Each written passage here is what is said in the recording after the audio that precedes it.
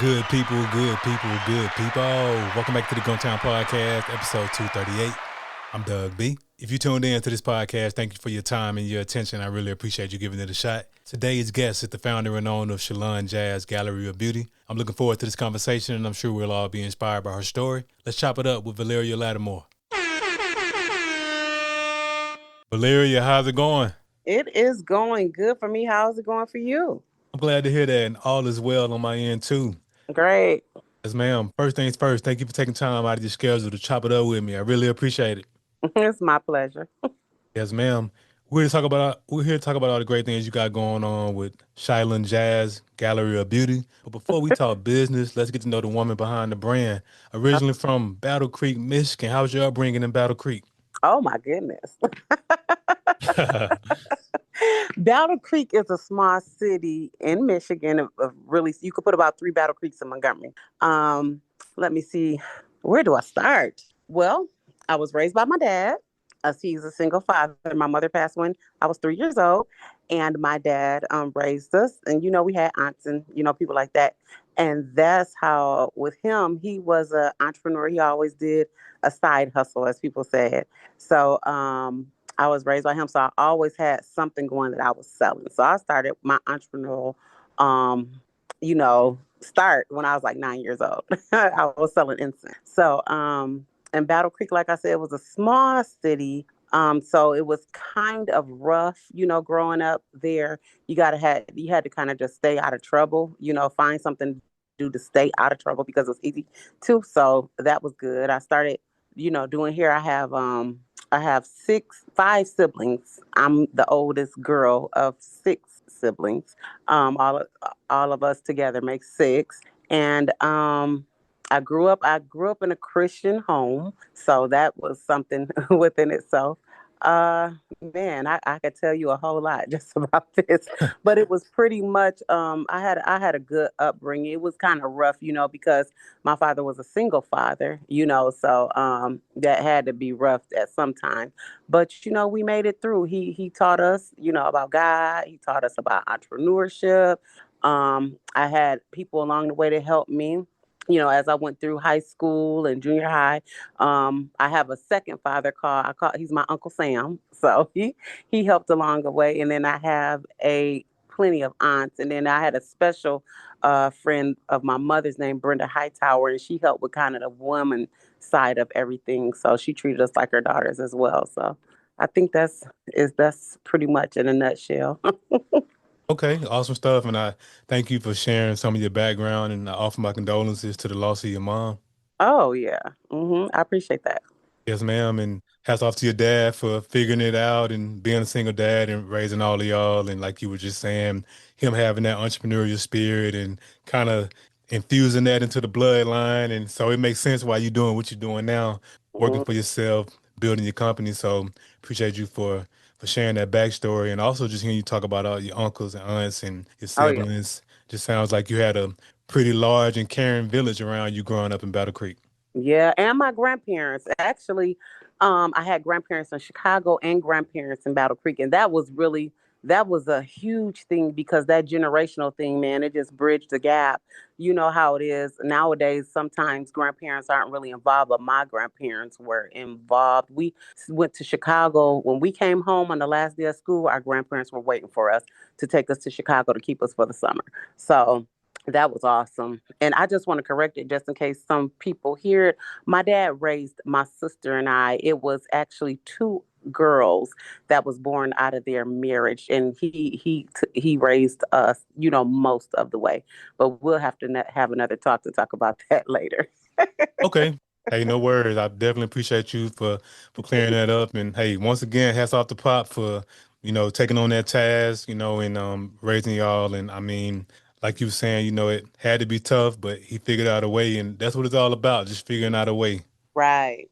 Okay. And yeah, just that the whole notion we were talking about grandparents being part of the village. Yeah, that definitely nothing like grandma's love, grandma's cooking. Oh my It's goodness, boy. it's just nothing like it, and it's so interesting because it's like grandmama holds the whole family. Big mama, what we call them in the South, it's like big mama hold the whole family together, and it's just always interesting. I mean, I know well, I can speak for myself. It seems like I don't know if your grandmother's still living, but I just know in most cases when big mama passed away, it's like the family starts to divide. It's nothing like Granny's love. That's all I'm saying. Yeah, and I had both of them. I had my grandmother and my grandfather on my mother's side, and I think we were with them like every weekend that we weren't in Chicago. Or they had us a lot. They had us a lot. And so, yeah, but you know what? It was really with my grandfather. My grandfather on my mother's side, he was, oh my goodness, he was the whole family's hero. Wow. He was the whole family's hero. So it was just kind of like, and then when he left first, he passed away first, and then my grandmother passed away, and that was a wrap. Hmm. So it's just like, oh my goodness, what? Yeah, I mean, it's just nothing like it, and it's so interesting when you're growing up around your grandparents, and it's easy it's easy to be naive enough to think, man, they gonna live forever, and then when they pass away, you be like, golly, life is so different, and you just feel that void. So it's just nothing like it, and I'm glad you got a chance to experience that with your grandparents in Mhm. Battle Creek as well as Chicago. So Oh yeah, overall, it just sounds like you were just saying, great upbringing, had a large village, and like they always say, the age-old adage, it takes a village. it does. Now my grandfather on my dad's side, he's still living. He kicking. He older, but he's kicking. So That's a I blessing. still get to talk to him. That's a Yeah. blessing. Yes, ma'am. Mm-hmm. So Battle Creek, Michigan is nicknamed the Cereal City. Give me some background behind that. Why is it nicknamed that? City, honey. Let me tell you. Well, it is the home of Kellogg's. Kellogg's Wow. cornflakes. Yes. We had Kellogg's, Roston Farina, Post. I think it's Postcraft now. We were the place that had the cereal factories. Okay.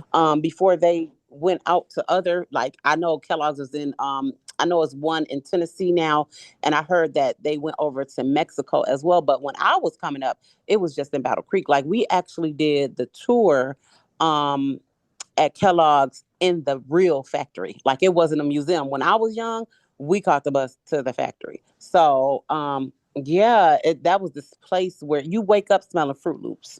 Up when we wake up in the morning and go to the bus stop, because you know back in the day it wasn't no parents taking no kids to school. Right. We Right. either walked or caught the bus. So and all that snow, and it wasn't no snow days like now either. So yeah, so that's how Battle Creek got that background because of Kellogg's. I mean, Kellogg's is a huge. If you research Battle Creek, it was kind of built around Kellogg's, you know, Mhm. and we actually lived on the side of town where the Kellogg's workers worked. Lived. We lived on that side of town because it was like a side of town where it's called Post Edition, and Post was over there, and then Kellogg's. It was kind of close. I don't even know why we lived on that side of town because it wasn't really close to Kellogg's, but that's where most people worked. And if you worked at Kellogg's or Post or Ross and Perina, you had a great job. Like you were doing it, like for real, for real. Mm. So, yep, yep. And we were cereal kids. I still eat cereal morning, noon, and night if I feel like it.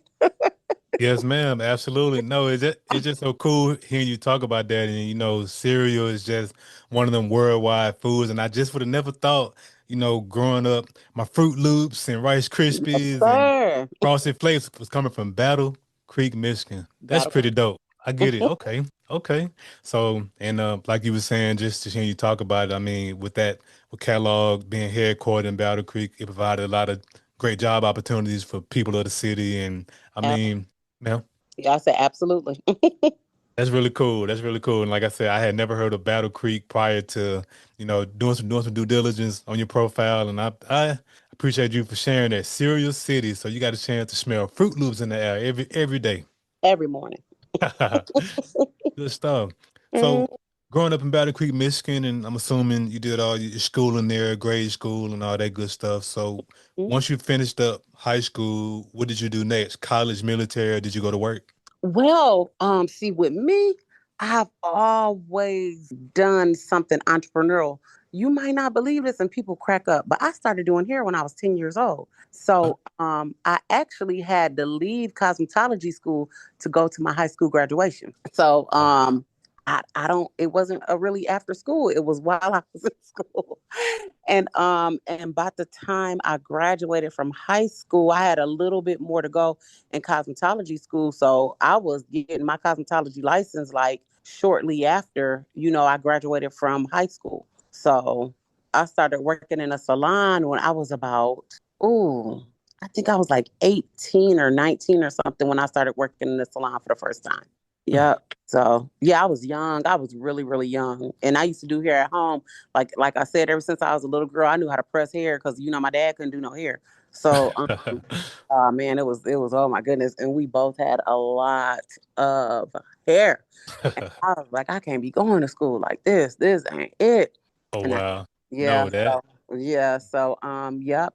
I went to cosmetology school, and I built my clientele, and hey, I've been rolling ever since. yes, ma'am. That's an awesome story. So you had to leave cosmetology school to go to your high school graduation. So you were Yeah. already in the mix. You already knew what you wanted to do from 10 years old. And it sounds like you learned how to do hair and got great at it out of necessity because like you were saying, dad wasn't necessarily gifted in that area. So you had to figure some things out. And hey, sometimes, hey, those be those moments where you really become great at something because you have no choice. Sounds like you learned this skill out of necessity. Yeah, I actually took a class I don't know if you're familiar with the Entrepreneur University at the Chamber of Commerce at the Small Business Incubator. They had one back then when I was younger, and I took that class, and we got like 2 college credits for doing it. And so I did that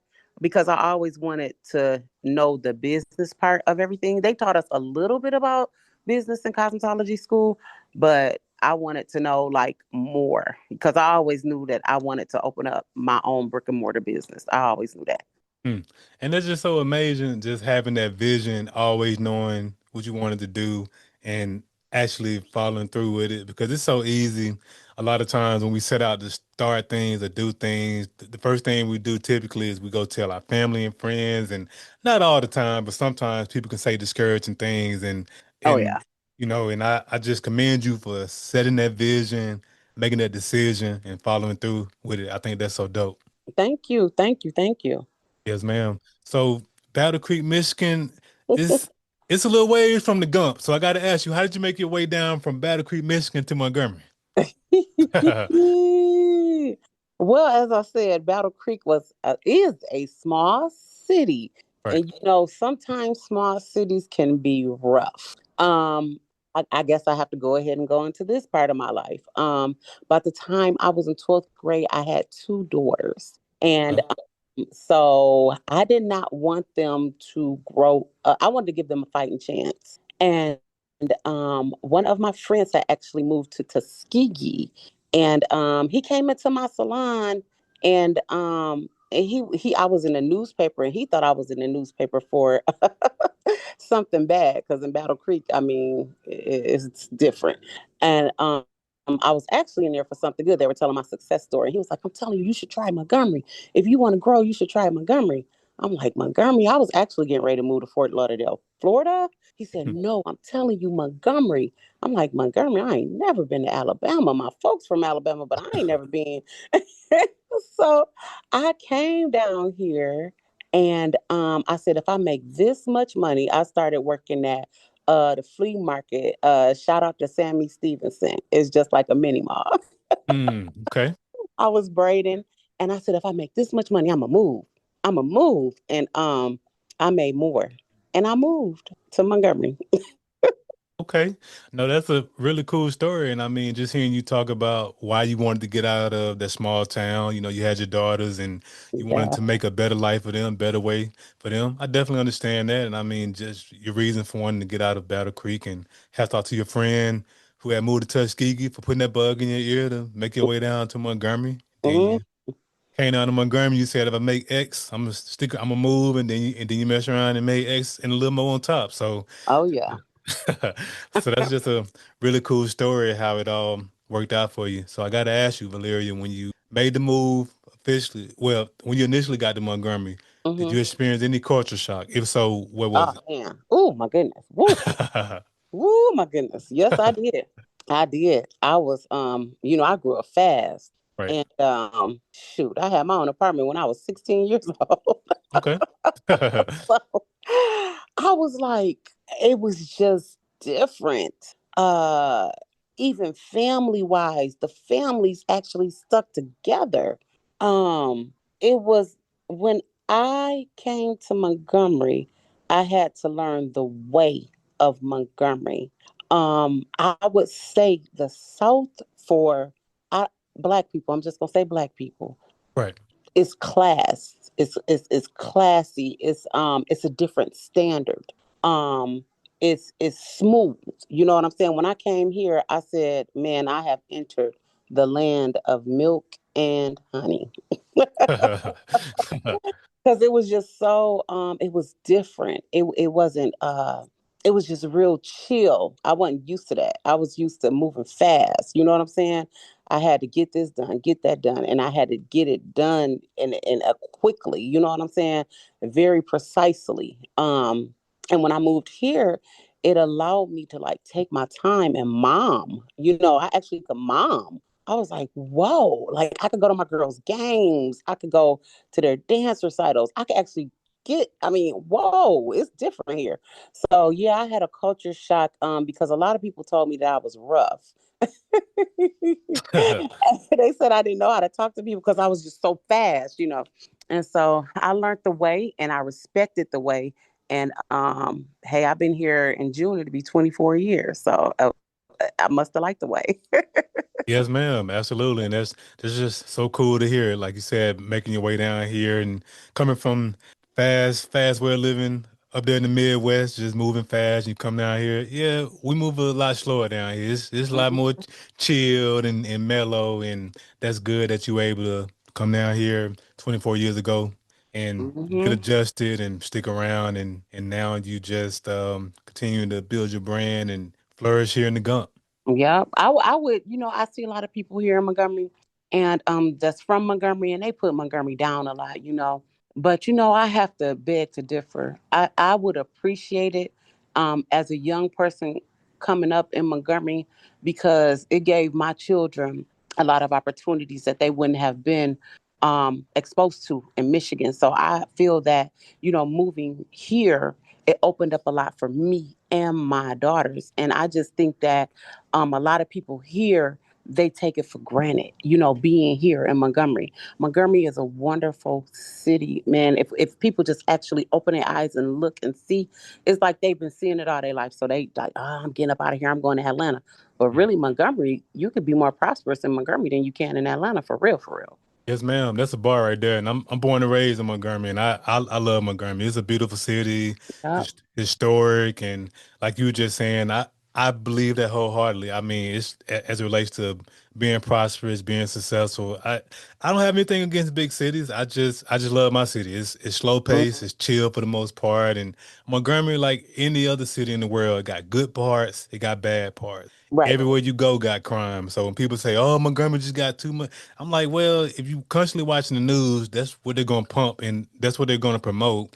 So if Right. you move to Atlanta, eventually that's all you're gonna hear about is the crime in Atlanta. So to Hmm. your point, Montgomery is a beautiful place, historic city, and I mean, if you're looking at it from the right perspective, it's a golden opportunity to really thrive and create and build something like you've done with ShylanJazz Gallery of Beauty, which is what we're here to talk about today. So I'm big in the company name, so I got to ask you, what's the inspiration behind your company name?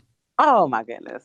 My two daughters. My oldest daughter is Shalonda, and my baby daughter is Jasmine. I had a salon in Michigan, and it was called Valdan's. And they said, "Mom, why didn't you name this the salon after us?" I said, "When I open up my next salon, because I wanted to more than one salon, of course. And I said I'm gonna name it after y'all." And so I said, I got to figure out how to do this because Shalonda is the oldest. Jasmine is the youngest. There is no way I could put Jasmine's name first because it's gonna be a fight.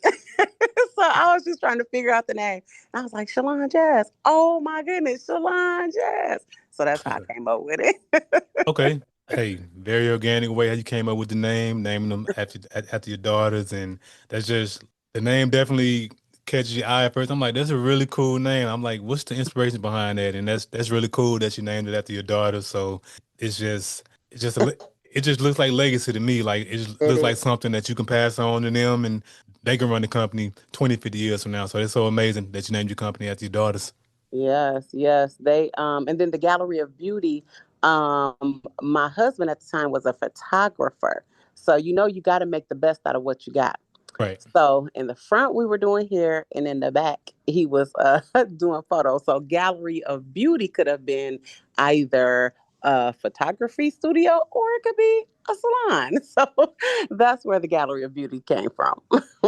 Okay. Hey, that's awesome. Hey, and that's very versatile way of thinking. And like you said, it's a very versatile name. Gallery of Beauty can be photo studio or salon. And that's great that you've been able to add it on to Shalon Jazz, Shylon. I'm sorry, Shalon, Shalon, ma'am. yeah, you said it right, Shalon Jazz.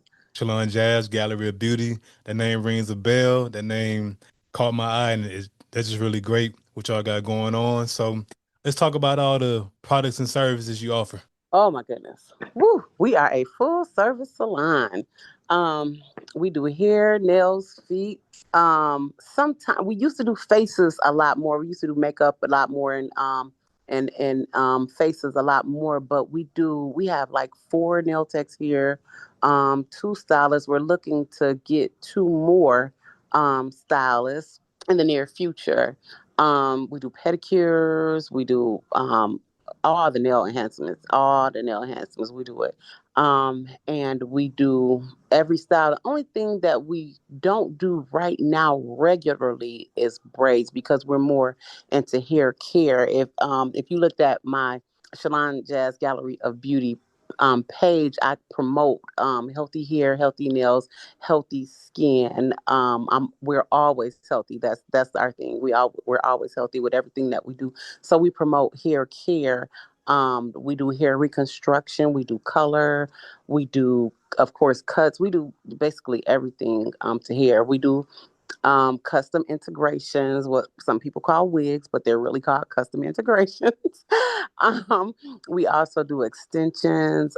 We actually have a side where we were developing a distribution company so we could distribute product to salons, barbershops, schools, professionals. So we're working on that.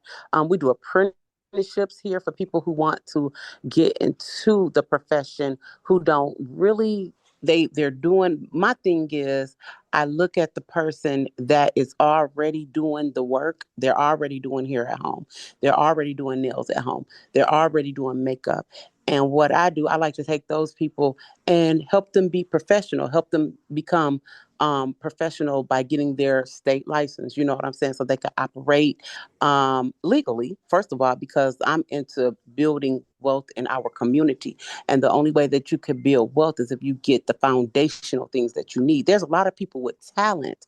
I don't know if you saw one of my sayings. I say masters make millions. If you're a master at what you do, most likely you will make millions because you're the master. You're a master at it. So the only way that you could be a master is if you get education and find out the foundation of the thing that you're doing so that you could grow. Because all of us know if you don't have a firm foundation and you're growing, you will crumble because you don't have a firm foundation. So that's what I do with my apprenticeships. I give those people a firm foundation and I prayerfully help them build, so they could create generational wealth for them and their families. Okay. Hey, you got a lot of great things going on over there with the business, everything from the full service salon and I the forgot one thing though. I don't mean to cut you off. I'm so sorry. I yes, got ma'am.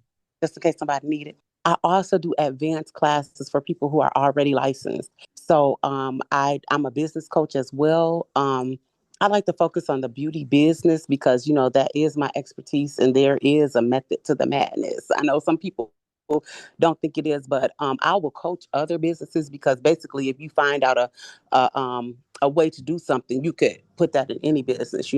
But I've been doing this for almost 41 years. So I really know this more than it almost anything. But I do I coach, young entrepreneurs, salon owners, barbershop owners, and I also do advanced classes for stylists that kind of want to learn more in color, or cutting, or styling, or hair care, or hair restoration. I do seminars and I do things for that too. So just to put that out there. Hey, all good. Hey, let us know everything you got going on. And it's just so dope to hear everything you got going on from the salon aspect to the hair care to the mentorship piece that you're offering, these classes. And that's just so great that you're willing to not only provide a service, but also teach others how to start a business or teach them the gifts that God has granted you with. And I mean, I think that's really cool, and that's just really just show that you are, like you were just saying, you are a master at what you're doing, because it's one thing to be able to do something really well, but to turn around and then teach it, that's a whole another different set of gifts. And I just got to commend you. You got a lot of great things going on. Oh man, thank you so much. I appreciate that. Yes, ma'am, absolutely. So, people that come into the gallery of beauty, what type of experience can they expect if they never been to visit the business? Which I'm pretty sure, and I'm going to speak that new customers, new clients going to continue to show up, continue to patronize your business, continue to bless your Oh, business. So, yes, ma'am. So when a I new customer come, oh, my apologies, I'm sorry. no, I just said I received that. You just gave me a blessing and I took it and I thank you for it. Yes, ma'am. Absolutely. So a new client coming in, new customer coming in to, let's just say, get get a pedicure. What kind of experience can that person expect? The first thing that they are gonna see when they walk up in here is the customer service. Impeccable. Impeccable. They will not run into a mean beauty professional at ShylanJazz. They will not. The second thing that they're going to run into is it's going to be clean, it's going to be sanitized. They don't have to worry about getting funguses and their nails and stuff getting tore up and things like that. So they're going to experience the professionalism and the because most of us that have been doing it, we've been doing it for a while. So we're experts at it. So they're gonna really love that. And then they're gonna experience the peace that is here. They don't have to worry about bad conversations. You know what? They've been leaving our clients. They actually leave their children here. They leave them here. They go shopping and do something because they trust us. They know that we're gonna take care of them. We're gonna do what we need to do, and they trust us. So that's what they can expect, and then they can expect an impeccable service. Every person that we have working here is excellent at what they do. They are phenomenal at what they do. Um, if they don't walk out happy, I will be surprised. No, and everything you just described is so key and paramount as it relates to running a business, top tier customer service. Because one thing about it, when people are spending their hard-earned money, you know, they want a great experience. They want to come to a place of business and not walk away feeling like they got cheated out the money. So that's good that. Oh no. Yes, ma'am. So that's amazing that you all are intentional about providing top tier customer service. Mhm. First time client, they come in and they feel welcome. They don't just feel like another transaction. They feel like a Oh, actual person. and then one huge thing, they are not going to be here all day. We Hey, actually book our clients according to what they're getting. So if they have somewhere to be at a certain time, they could book their service, and they can rest assured that they will make it unless there's something going on that is just out of the ordinary here. And we're going to let you know, hey, we're running such and such late. If you need to go do thus and such, you can, you know what I mean? But they are not going to be here all day.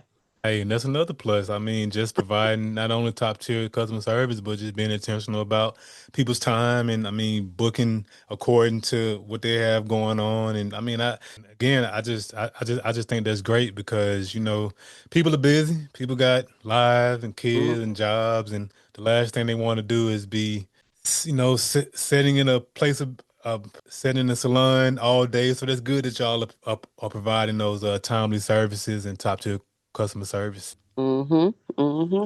Yes, sir. And the experience, nothing tops experience. Oh, nothing, nothing. And I mean, honestly, if the experience is top tier, and I'm just speaking for me, I mean, as a somebody that patronizes business, I'll go over here where the experience is top tier and pay $50 extra before I go and try to save some money at a place where the experience isn't top tier. I'm the I same. mean, yeah, people pay good money for top tier experiences. I mean, straight up, and Mhm. that's what it's about because I, I mean, it's all. I'll just say this. I won't say any names, but all businesses could benefit from being more intentional about providing top tier customer service. Because I'm pretty sure you've been in places you're like, yeah, I ain't never coming back here. But I'm not gonna go on Facebook and dog them out. I'm just not ever coming back. Right. Right. Okay, cool. So, what's the with you being full-time entrepreneur Hmm. and all these many facets of the company that you got going on and all the great things you got going on. So, of all the things that you provide, guess what would you say is your be tough because I know it's like asking you your favorite child. What's your favorite aspect of your business? You know what? My favorite aspect of the business right now, it used to be servicing my clients. It used to be. But now that I've grown and gotten older, my most favorite thing to do is to mentor and to pour into the younger generation. I love to see them grow. I love to teach them. I love to see them do what they do. It just blesses my soul to just pour and give what I have inside of me to them and see them grow. That's the best part of it. Mm. And that's so amazing, just the fact that you love paying it forward and passing on all the information, all the game that you have to the younger generation. And I mean, just really just providing them with a your knowledge and just a skill set that can set them up generations on down the line because it's so easy. And I'm guilty of it sometimes, talking about the young generation they just lost. But I'm like, okay, what am I actually doing to help them find a way? And I think, me at 38, it's my job to be a mentor to a young man trying to come up and find his way versus just ridiculing them. So that's great that you're providing a Yeah. way, you're passing along information versus just saying, these youngins, they ain't trying to do nothing. So I just really commend you for just pouring into the younger generation. That's so amazing. Yep, I try my best. Y- Yes, ma'am. Absolutely. So with everything on your plate, full-time entrepreneur, mom, and all the other hats that I'm pretty sure you wear, what do you do to decompress and get away from all the hustle and bustle? Oh my goodness. One of my mentors told me, he was teaching me because I wanted to do the distribution side because you always got to prepare to come from behind the chair in this business. If you are not preparing to come from behind the chair, oh, it's not going to be good because you can't stand on these legs and stuff for but so long. So my mentor, I always have a mentor in everything that I do. I need somebody that went and did it and was successful, and I need them to show me how they did it. So he told me, he said, "You are a female me." Because this man, I'm telling you, he has done some things here in Montgomery, Alabama. And he told me, he said, "You got to promise me if you don't do nothing else, every year you got to take 2 long vacations between 10 and 15 days. And every quarter you have to get away. I don't care if it's the Prattville, Auburn, somewhere other than Montgomery that you don't see every day. You got to get away. You got to do it. That's the only way you're going to make it. That's the only way you're going to stay sane." And then at the end of the day, I cut off at a certain time. I separate my business and I separate my personal. I had to learn that the hard way because I love people. But sometimes people, they love you so much that they will take up the time that you need for yourself. Hmm. So you have to make sure that you are taking out time for yourself. Now it sounds like I'm preaching, but I make sure I take out time for Valeria. Like after I get done working, I make sure I get what I want to eat. I nourish myself, I hydrate myself, and I have recently started back working out. My daughters have been encouraging me, so I started back working out. I'm happy about that. But that's what I do. Take those vacations, take those getaways, And one thing I do, I pray a lot, I meditate, and I just release. At the end of the day, I make sure that I release, because at first, early in my career, I didn't know how to do that. I would go home crying because everything that people have told me, and I mean, because some of everything working behind the chair. And it's like I will be crying, because I'm trying to save everybody. I'm trying to do this. But I had to learn, you got to let it go. That was actually a prayer of mine. I was like, God, you got to help me to forget this stuff people be telling me. Because look, I can't fix everybody. Goodness gracious. And so I just had to learn how to, get that up off of me.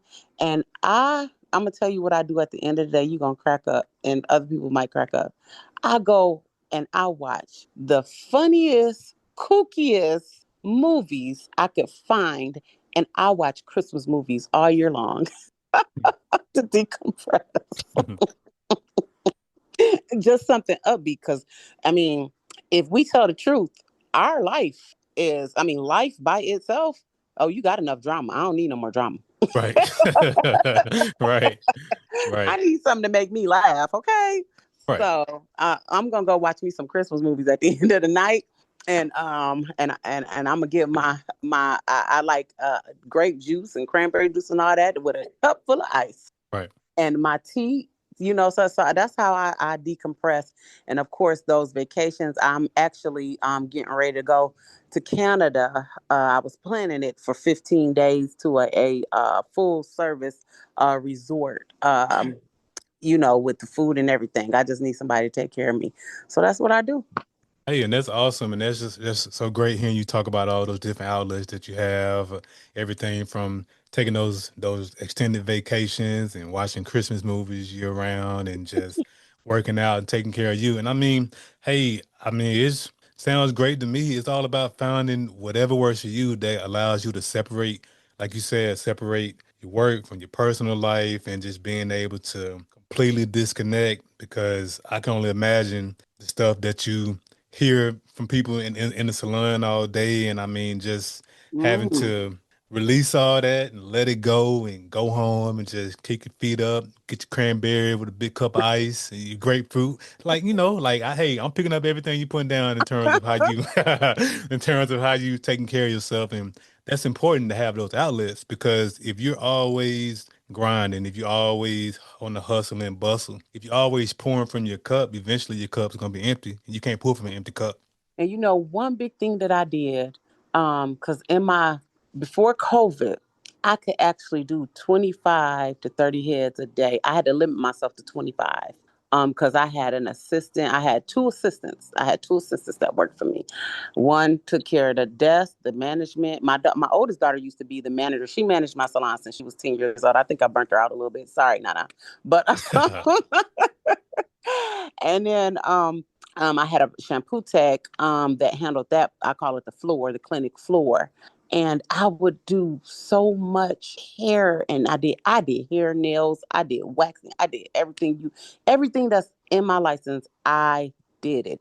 And when we got shut down, that was the first time I had ever been shut down in my life. I opened up my first brick and mortar when I was 25, and I had never shut down. I'm 50 now.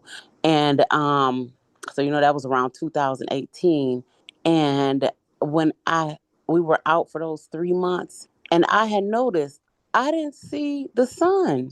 In all those years, I would get to the salon before the sun came up, and then I would, unless I left for a game for my kids or something for my daughters, I didn't go home till dark.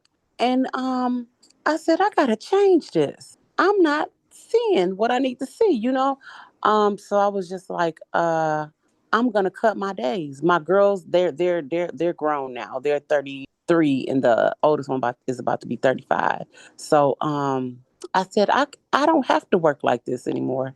So I cut my days. I don't take any more than 10 people a day now. So and um that's what I did. That's a big thing that I did, because I was working. I remember at one time I was working 7 days a week. I would go to church, I led praise and worship, and I would do two services and come to the salon and work. That was bizarre. So I just had to throw that in there. If you know. No, yes, ma'am, Uh, absolutely. I definitely appreciate you for sharing that, and I mean that's so great that even in the midst of the pandemic, that was a very dark time. Things were very uncertain. Everything was shut down. We was all quarantined. Didn't know what was going on. It was just a bunch of stuff on the news saying this, that, don't do this, don't do that, wear your mask, and some way somehow, people went about all the toilet tissue when they said quarantine. Like people just went. That was a very interesting time, and that was just a very that was a wild wild west. And yeah. I know a lot of people, were affected by it. And I'm definitely not making light of it. I just want to Mm-hmm. commend you, even in that dark moment, realizing, hey, I'm really working myself in the ground. I mean, I'm working from sun up to sun down, and it's so interesting how sometimes, it take God or just circumstances for us to sit still because Yeah. sometimes we just won't do it. So sounds like you got a chance to sit still during the pandemic and for the first time in a long time truly smell the roses and realize, hey, I need to change some things. And you ain't gonna believe it, but I had to learn how to pivot. So that's when I really start pushing my distribution Mm, during that time because I couldn't do hair, I couldn't touch anybody, you right, know. So I was actually forced to see things different, and I lost quite a few loved ones, and I was like, man, all this working I was doing, and I can't even, man, I can't enjoy it with them. They gone. So that was that. And I finally said, you know how sometimes you buy clothes and you said, I'm gonna say that for then. I'm gonna save that. I'm gonna wear that then. right, Well, during the pandemic, I found out it might not be a then. So I'm gonna go ahead and wear that dress today. right, right, right, right. Yeah. Yeah. No, right. That's so spot on. And I mean, everything you're saying just in terms of, it might not be a then and just really just living in the moment and just truly enjoying life because, and again, my condolences to the to loss of all your loved ones. And I definitely can relate. And as you start to lose loved ones and people start to pass away, it does start to hit you like life is short. It ain't, I Yeah. mean, we ain't here. Even if you live 80, 90 years, it goes by kind of fast. I mean, because I look at me being 38 and I'm like, golly, like how did I get here? Like I remember when I was 21, Mhm. 16, and like time really does fly and life really does fly by. And that's not to say, and that's not to be morbid. It's just you gotta enjoy it because you just don't Gotta know. enjoy it. Gotta enjoy it. Go see. I went and looked on because at first I didn't like going out the country and I didn't want to go out the country. I said, I'm good, I'm good. Right, But you know what I started doing? I started looking at beautiful places. I said, I'm going there. You know what I'm saying? I'm gonna go there. right, And I mean, what more is it to do? God gave us this beautiful earth. Why not go see the beautiful places? You know what I'm saying? right. So it's just a lot, man. That darn pandemic, boy. I tell Yeah. you what. Yeah, no, seriously, you spot on. It definitely was like I said, it was a dark time because of everything that was going on, but it really just enlightened, myself. Sounds like it enlightened you, like, hey, get out here, do travel, whatever it is you've been thinking about, just do it because Hmm. you might not have tomorrow, you might not have next weekend. Right. We always think we got so much time. We like, oh, I do it next week. I'll travel 5 years from now. You might not be here in My 5 years. You God. you better go and book that trip and ride out. Right. And then live your life to where you can do that. Like I see a lot of people, they live in their life for the moment. They not really not living. They're not, like I tell young people, you got to live your life, especially doing here with entrepreneurship and all that. You got to live your life like might actually retire at 60, or you might actually, you got to have money for all of that. You know what I'm saying? So you got to put budgets in place. You got to put, you can't spend everything that you make that day. You know what I'm saying? I used to do that, when I was young, because I started out, real young. Right, And so you got to be able that you could do that stuff and still live, a comfortable life and invest. You know what I'm saying? It's just a lot of things, but I don't think you asked me all that.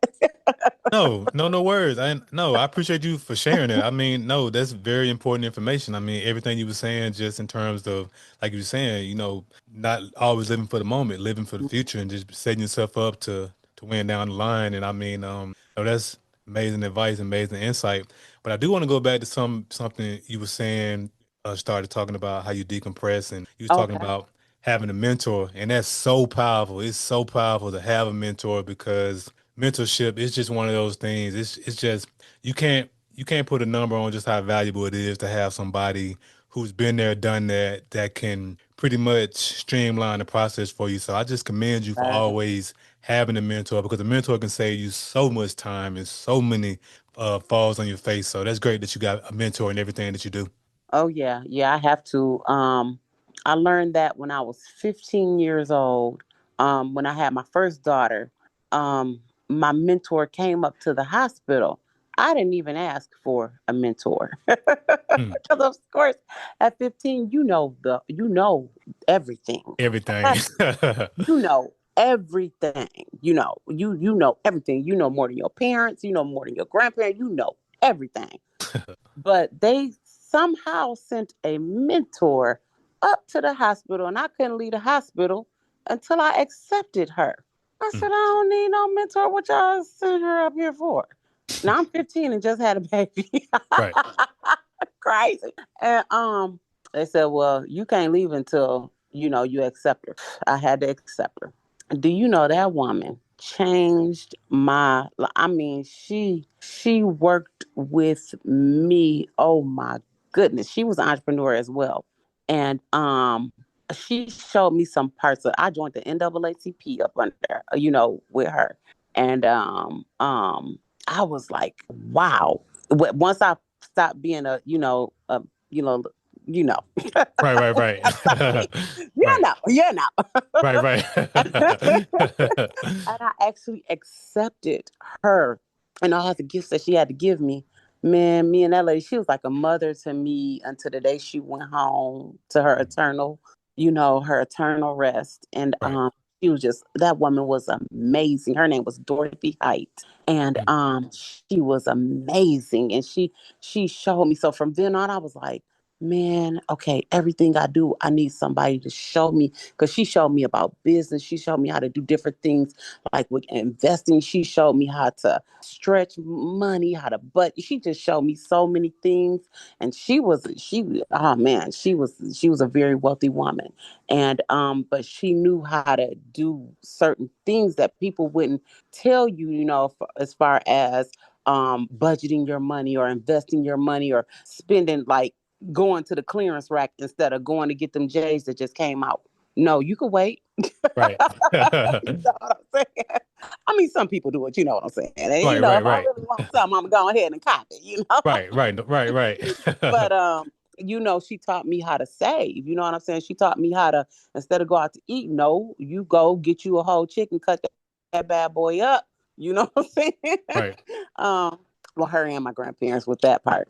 But it just a mentor can just really, if you, I'm just saying the people that's listening, if you could find a mentor and that has gone where you want to go, and you get that wisdom. Some people say experience is the best teacher. It is not Mm. because you can bypass a lot of things just by listening and doing. I mean, if a person that went before me, you don't need to be trying to reinvent the wheel. Come on now. The wheel already the wheel been doing what it's been doing for years, Right. decades, centuries.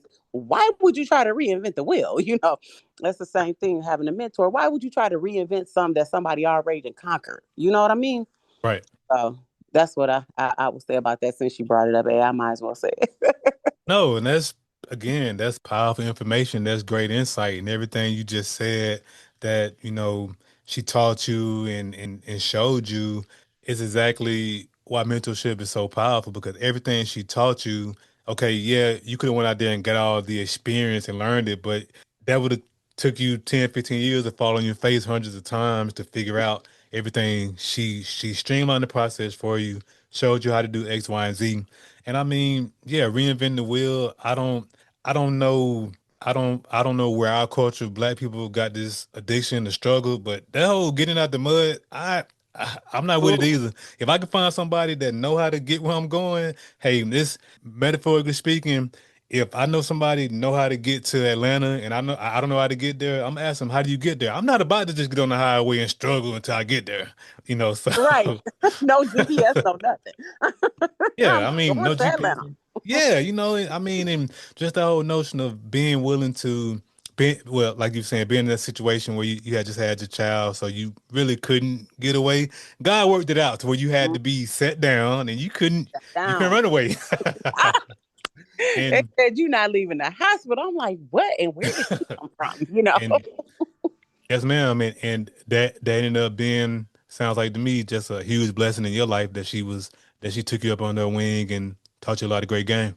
Man, that woman, she stuck with me, and I'm something else. I am something else. Okay. I got to be something else to make it. Is the way I made it. I made it.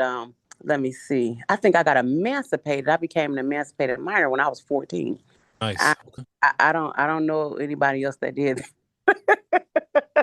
Hey, hey, you've been rocking and rolling and making things shake for a long time. I mean, that's very impressive. I mean, you just always just sounds like to me just been a go-getter since birth. Yeah, if let my daddy tell it. No doubt. And I mean, that's just so amazing. I mean, yeah, everything you shared about just the mentorship aspect, I mean, it was all well needed and definitely Hmm. appreciate you for sharing all of those details. So you've done great things with the company, and I know great things are going to continue to come down the pipeline, which leads to my next portion, vision. What are some of your short-term and long-term goals for the company you feel comfortable sharing? Oh wow. Oh, oh, I want to tell you one real bad. Hey, hey, if it's not Uh, and like I said, only if you feel comfortable sharing it. If it's in the works, cool. We ain't gotta talk about it right now. But yeah. It's a huge thing that I want to do that is going to bless the city of Montgomery. But I will tell you about this one thing that I want to do. Because I've said it before on social media when I went live and stuff like that. Um, I'm going to get a nonprofit organization for young women 18 to 33. I feel that it is a call on my life to help young women. Men, they need help too, but I'm not a man. I've never been a man.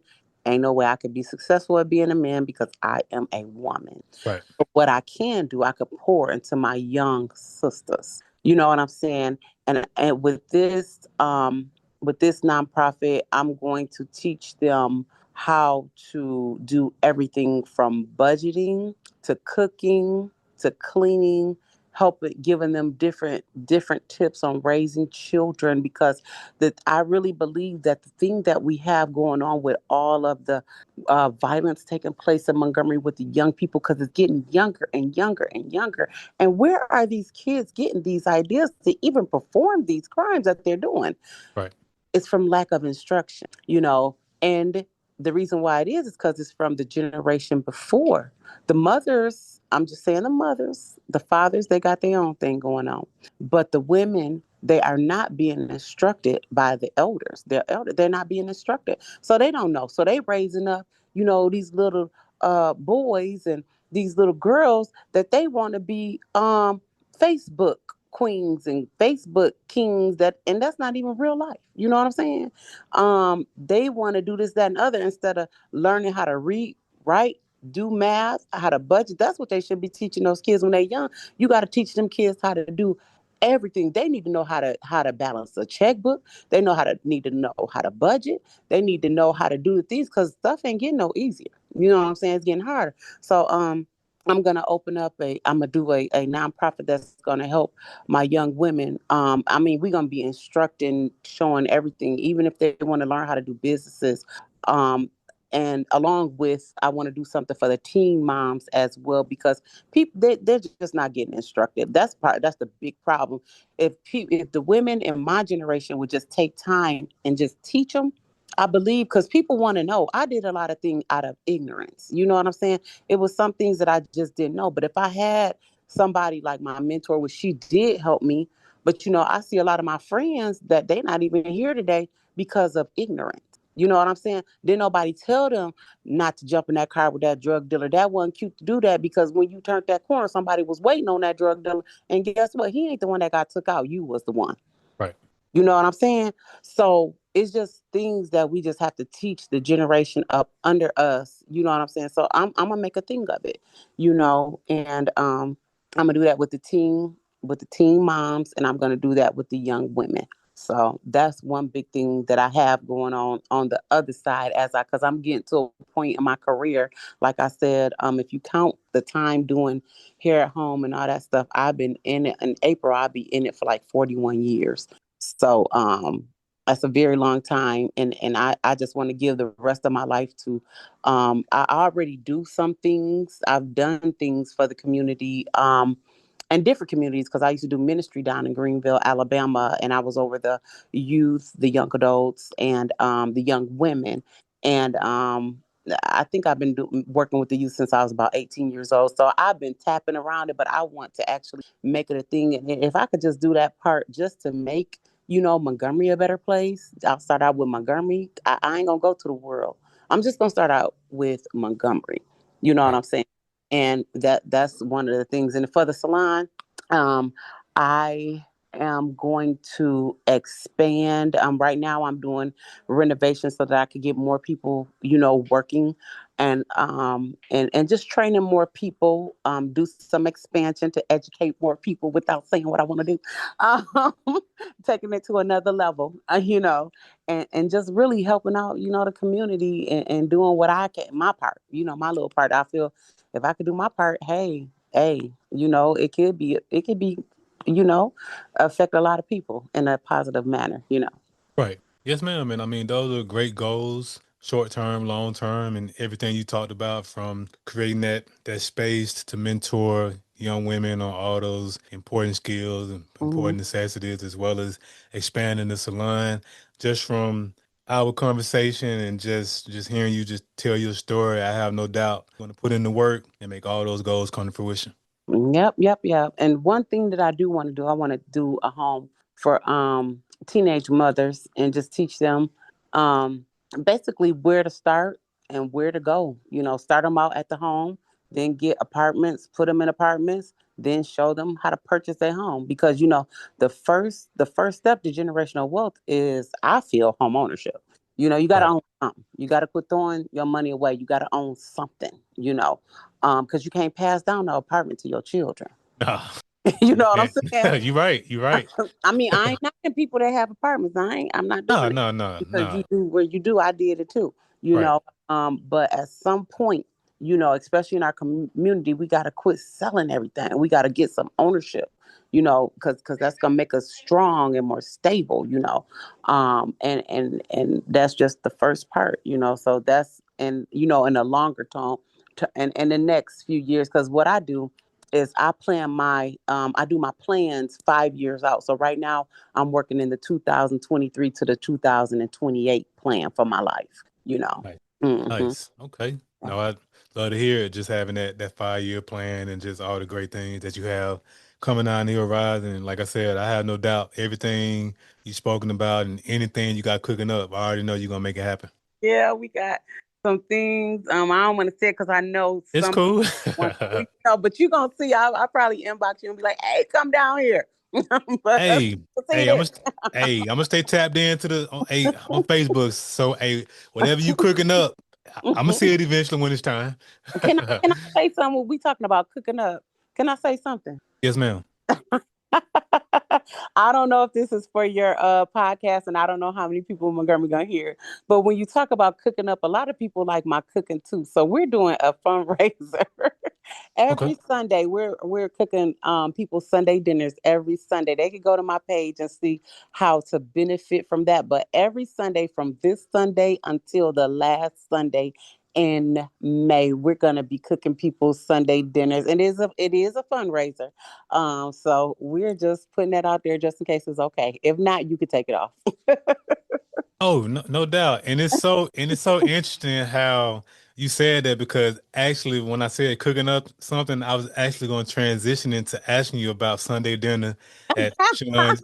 Hey, great minds think alike. I was like, God, I was like, I lined this up perfectly. And no, that's great that you actually started talking about Sunday dinner at ShylanJazz and just the purpose behind it being a fundraiser. Because yeah, I was when I was it's one of the things that caught my eye as well when I was just doing my due diligence on Facebook. I was like, yeah, that ribeye on that picture look look like it's busting. So I was like, yeah, I'm definitely gonna have to tap in and support. So that's great. So you said every Sunday until the end of Un- May, you're doing this Until fundraiser.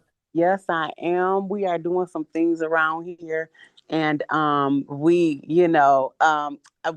tell the quick story about me getting my building because I know time is far spent. But Okay, no worries. I always, I believe that everything we need is inside of us. We just have to develop it. Right.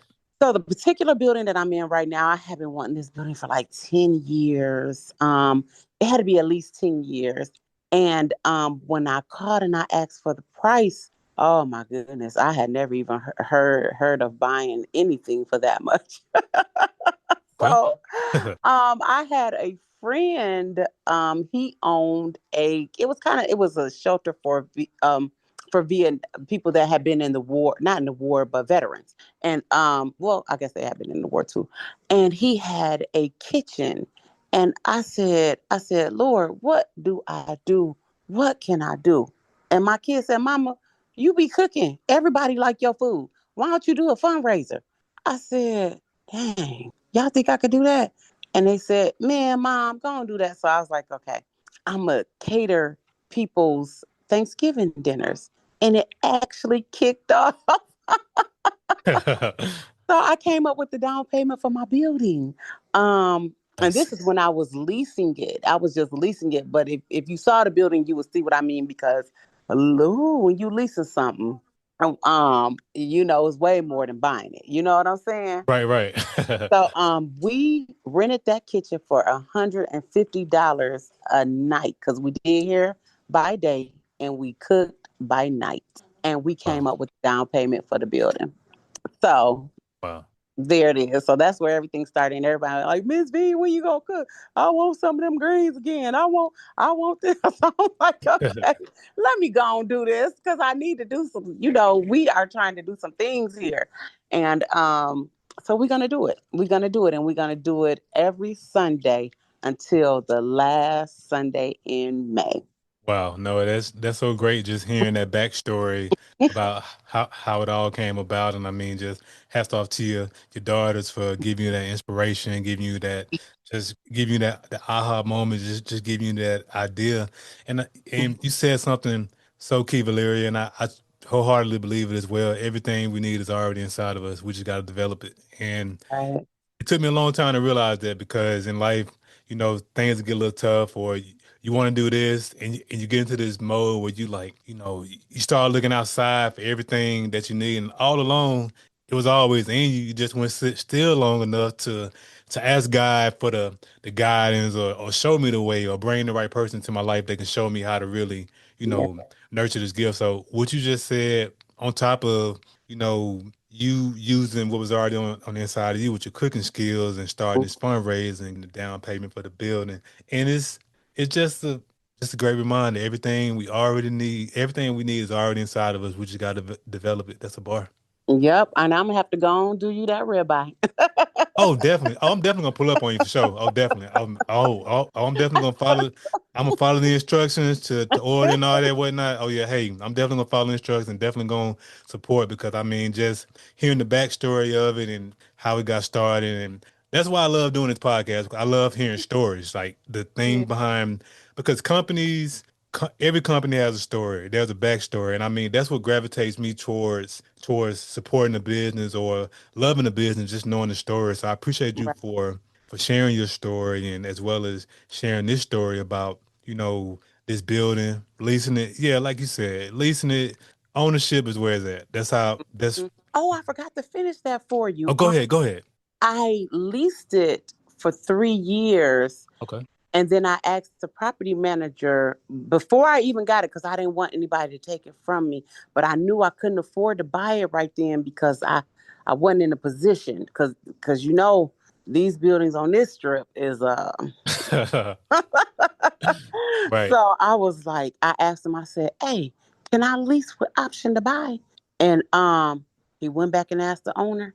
The owner said yes. So I leased it for 3 years. And now in October that just passed, I got to look at my paperwork, but I think I've been in here for 9 years. So I was able to purchase it like right at the end of the COVID situation. So that was a blessing.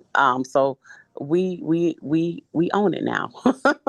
So That's that's that's thing. amazing. Hey, congrats. I mean, that is awesome stuff. I mean, just having the just knowing that you wanted to purchase the building and just asking the right questions and just finding the way. And it just it's just amazing what God will do for us in our lives if we take the first step and like truly step out there on faith and just really just go for it because it's so easy to have an idea to know you want to do something but to act on it. I mean, it just takes sheer audacity and just hats off to you for just having the audacity to not only lease the building, but you say, I want to buy it, I want to own it. I think that's so cool. Yeah, I wanted something to pass down to my girls and my grandchildren whenever I have them. I don't have grandchildren yet, but I'm gonna have some. But Right. Right. my daughter, she over here. I don't know if you hear that noise. She over here. I'm gonna have me some grandchildren. Right on. And a son-in-law. And a son-in-law. Son-in-law first. Right on. Hey, we got to keep it in order. Right on. That's right. Son-in-law. Son-in-law.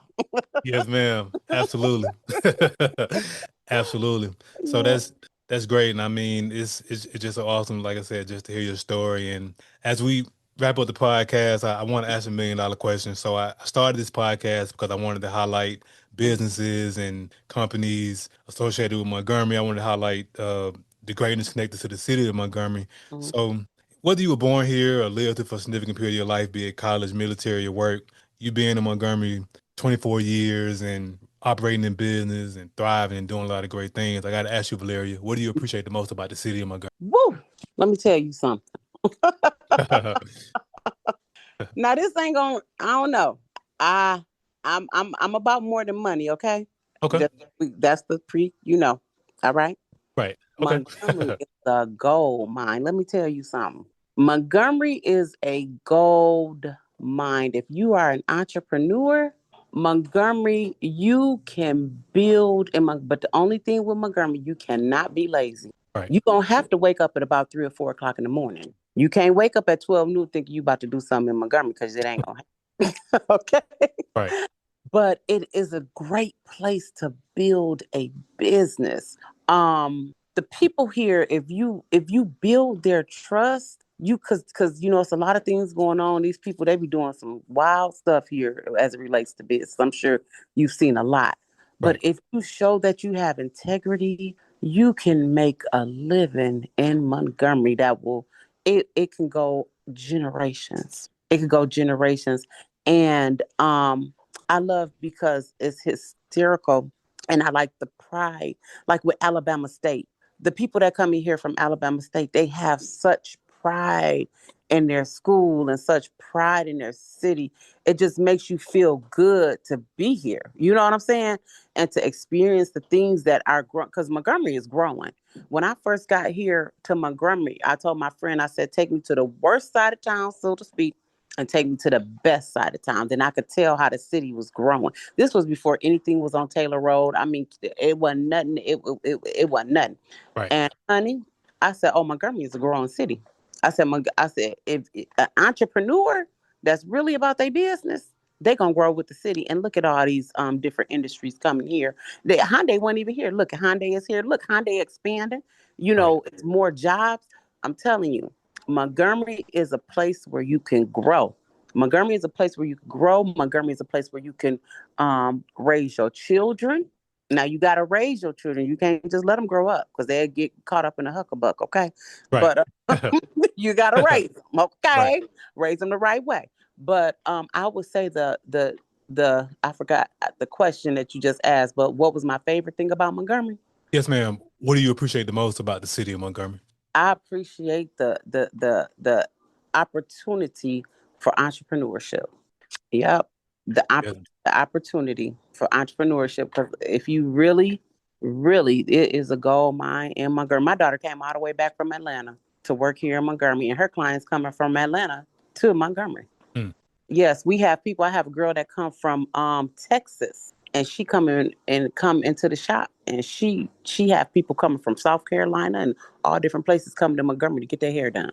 Well, hey, the brand speaks for itself. You got people coming from South Carolina, Texas, Atlanta to, you know, get their hair done, nails done at your company. I mean, like the brand just speaks for itself, and that's just great that you came to Montgomery, saw opportunity, seized the opportunity, and you built this great company, and you just continuing to add different elements to it, like you were saying, from where it started to where it is now, and everything you're gonna expand and add to. And that's just great that you saw the opportunity in Montgomery, took advantage of the opportunity, and been able to build a great company. And I know great things are gonna continue to happen for. Oh, I appreciate that. I thank you. I really appreciate that.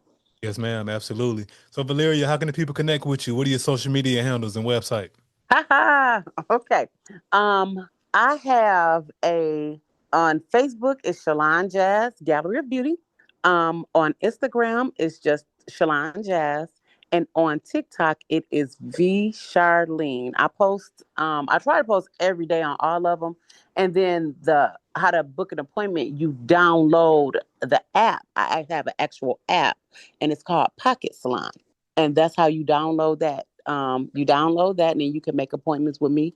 And my daughter, um, her website is Shop Polish with the ed, polished posh, POLISHED posh, shoppolishposh.com. And so that's how you can get to us. And once you get here, we'll show you the rest of the way. Okay, sounds good. Too easy. Of course, I'll put all of that information in the description of the episode. Valeria, thanks again for a few minutes of your time. I really enjoyed the conversation. I enjoyed you. Thank you so much. It was my pleasure. Yes, ma'am. Good people, that concludes another dope episode of the Gumtown Podcast. In the meantime, in between time, y'all know what to do. Be blessed, be safe, but most importantly, have the audacity to be you.